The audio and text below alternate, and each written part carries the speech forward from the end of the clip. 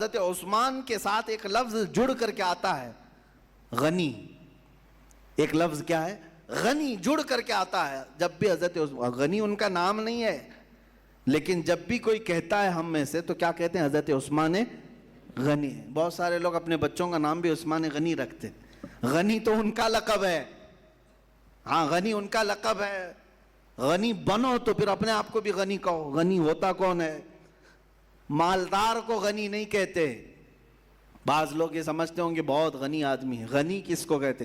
ایک ہے امیر، مالدار، ثروت مند.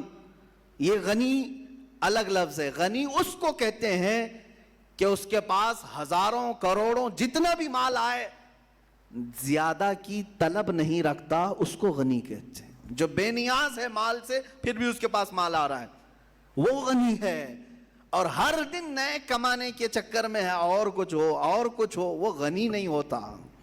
وہ چاہے کروڑ پتی نہیں، ارب پتی کیوں نہ ہو، وہ غنی نہیں ہوتا. بات سمجھ میں آ رہی ہے؟ تو کوئی بھول سے بڑے پیسے والے کو غنی نہ کہے. غنی وہ ہے جو بے نیاز ہے مال سے. اور حضرت عثمان غنی رضی اللہ تعالیٰ عنہ بے نیاز سے، مال کی طلب میں زندگی نہیں گزاری. اللہ نے انہیں دیا ہے، اور اتنا دیا کہ آج تک ختم نہیں ہو رہا ہے. آج تک ختم نہیں ہو رہا ہے. حضرت عثمان کا مال مدینہ طیبہ میں اب بھی موجود ہے. حضرت عثمان غنی رضی اللہ تعالیٰ عنہ کا انفاق، ان کے خرچے کن چیزوں میں ہے وہ بھی لسٹ نکال کر کے دیکھیں کہاں کہاں خرچے ہوتے تھے. بڑے پیسے والوں کا حساب ہونا ہے. جن کے پاس پیسے زیادہ آئے ہیں ان کی سب شادیوں کا ریکارڈ فرشتوں نے تو لکھا ہے. انکم ٹیکس لکھے نہ لکھے، فرشتے تو لکھے ہوئے ہیں. آپ ہر چیز ڈر کر کے، ہاں فائل کرنا ہے مارچ اپریل آنے سے پہلے. ڈر کتنا لگتا ہے انکم ٹیکس کا کہ فائلنگ کروا دو سی اے کو بول کر کے، وہ ساری سیٹنگ کر لے گا سی اے. کرامن کاتبین کوئی سیٹنگ نہیں کر سکیں گے. یفعلون ما یؤمرون، وہ جتنا ان کو حکم دیا جاتا اتنا پورا کرتے ہیں. تمہارے سارے اخراجات کا حساب دینا ہوگا، ہر چیز کا حساب دینا ہوگا. پانی کی طرح پیسے جو بہا دیتے ہیں، یہ سمجھتے ہیں میرے پیسے میں جہاں چاہوں خرچ کروں.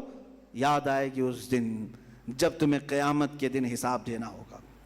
جانتے ہیں کچھ لوگ ایسے ہوں گے جو صرف اپنی جوانی کا حساب دینے کے لیے 300 سال لگا دیں گے. 300 سال کھڑے کر دیا جائے گا، ہر چیز کا حساب دیتے رہو. ظاہر سی بات ہے تمہاری بہت موٹی فائل وہاں آئے گی. ایسا نہیں کہ 4 پنے کا کوئی پیج نامہ اعمال ہوگا. ہاں، نامہ اعمال جس کو کہا گیا ہے وہ کیسا ہوگا پتہ ہے؟ مفسرین فرماتے ہیں قیامت کے دن وہ دیکھے گا فرشتے لا رہے ہوں گے اس کی کتابیں، تو جہاں تک اس کی نظر جائے گی وہاں تک صرف اس کی کتابیں ہوں گی، اس کے اعمال لکھی ہوئی کتابیں. وہ لا ہی رہے ہیں.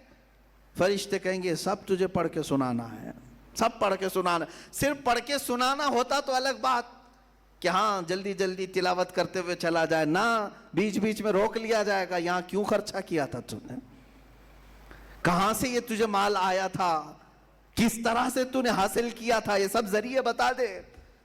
پھر وہاں ساری چیزیں نکل جائیں گی. وہ چیخ کر کے کہے گا ما لہذا الکتاب لا یغادر صغیرۃ ولا کبیرۃ الا احصاها. اے اللہ یہ کیسی کتاب تو میرے سامنے لایا ہے، چھوٹی بھی چیز چھوڑا نہیں، بڑی بھی چیز چھوڑا نہیں، سب ڈال کر کے رکھ دیا.